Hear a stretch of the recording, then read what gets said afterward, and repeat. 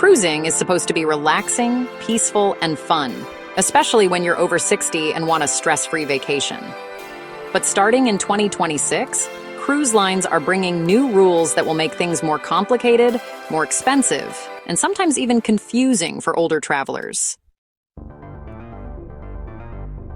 In this video, I'll explain 9 important changes coming in 2026, things that will affect your medical paperwork, boarding, dining, cabins, documents, and even loyalty programs. And don't worry, I'll also tell you how to protect yourself so your cruise stays smooth and enjoyable. Let's begin. Number 1, stricter medical rules before you sail. From 2026 onward, cruise lines like Royal Caribbean, Carnival, and Norwegian will require stronger medical checks for travelers over 60. If you have conditions like heart problems, diabetes, recent surgeries, or mobility issues, you will need a doctor's note saying you're healthy and fit for travel.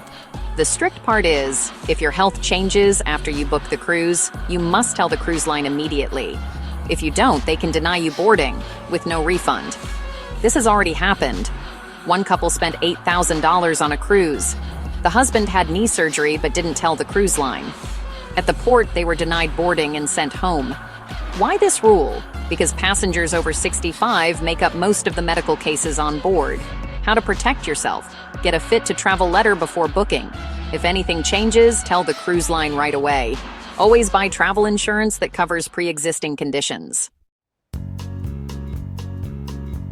Number 2, flexible dining is being removed. Many cruise lines are removing anytime dining and only allowing fixed dining times. Instead of choosing from many time slots, you may only get 5:45 p.m. or 8 o'clock p.m. This is a big problem for older travelers who need flexibility because of medications, energy levels, or early sleep schedules. Why is this happening? Cruise lines can serve more guests with fewer staff when dining times are fixed. How to avoid the issue?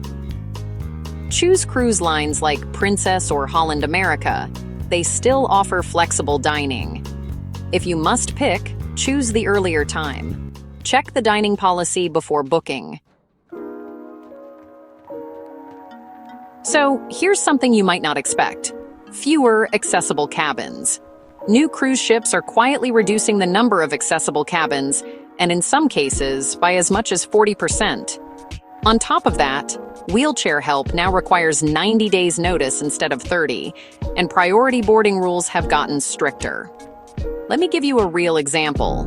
One woman with a walker booked an accessible cabin near the elevator, but later she was moved to a regular cabin far away because, well, there just weren't any accessible rooms left. To protect yourself, it's best to book your cruise 10 to 12 months early, get written confirmation for your mobility needs, and maybe consider cruise lines known for good accessibility, like Holland America and Princess. Next up, shore excursions are going to get more expensive. Cruise lines are switching to dynamic pricing, just like airline tickets do. An excursion that costs $89 today might jump to $129 in a few months, or even $159 the week of the cruise.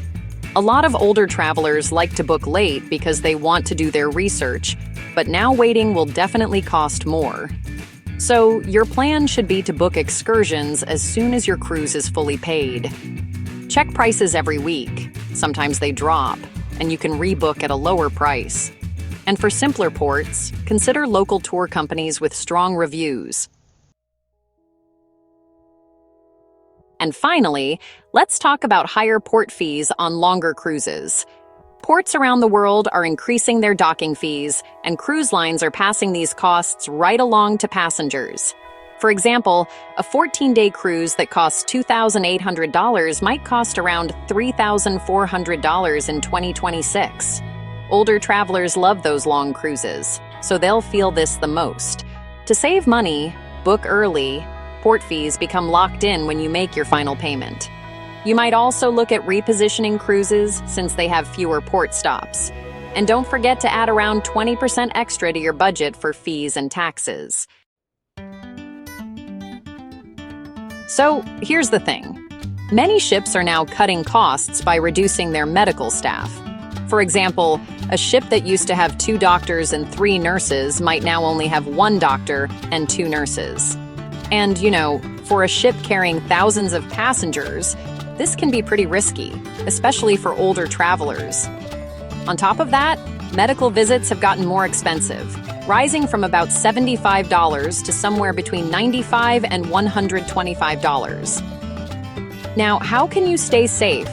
Well, never cruise without medical and evacuation insurance. Make sure to bring a full list of your medications. If you have any chronic conditions, it's a good idea to bring a doctor's summary letter. And honestly, choose cruise lines that are known for having strong medical centers. Starting in 2026, all United States ports will require a real ID driver's license or a valid passport. Birth certificates and old IDs just won't be accepted anymore, even for closed-loop cruises. This is really going to cause some major issues, especially for seniors who haven't updated their documents yet. And, some states are already seeing booking delays of 8 to 12 weeks just to get an appointment. People are already being turned away at ports because their documents didn't meet the new rules. So, here's what you need to do. Check your driver's license. If it's not real ID, update it now. Check your passport, too. Make sure it's valid for at least 6 months after your trip. And honestly, for 2026 and beyond, always travel with a passport. Cruise lines are cutting perks for longtime guests. Things like free drinks, priority boarding, and cabin upgrades. Well, those are now mostly reserved for higher-level passengers, like diamond status. If you're at a lower level, like gold or platinum, you're probably going to see fewer rewards. The reason? Cruise lines want to save money and, honestly, encourage folks to spend more on board. So, here's how you can handle this. Don't stay loyal just for the points. Compare different cruise lines because sometimes a competitor offers a better deal. And don't forget to use a travel agent. They can often snag perks you just can't get on your own. Book based on value, not just loyalty status. Cruise lines are really moving toward AI chatbots and cutting back on human staff. This means longer wait times, confusing automated menus, and, just slower problem solving. I heard about one older couple who tried to change their dining time through the AI system. They spent 45 minutes on it and just gave up. A human agent could have fixed it in 2 minutes, honestly.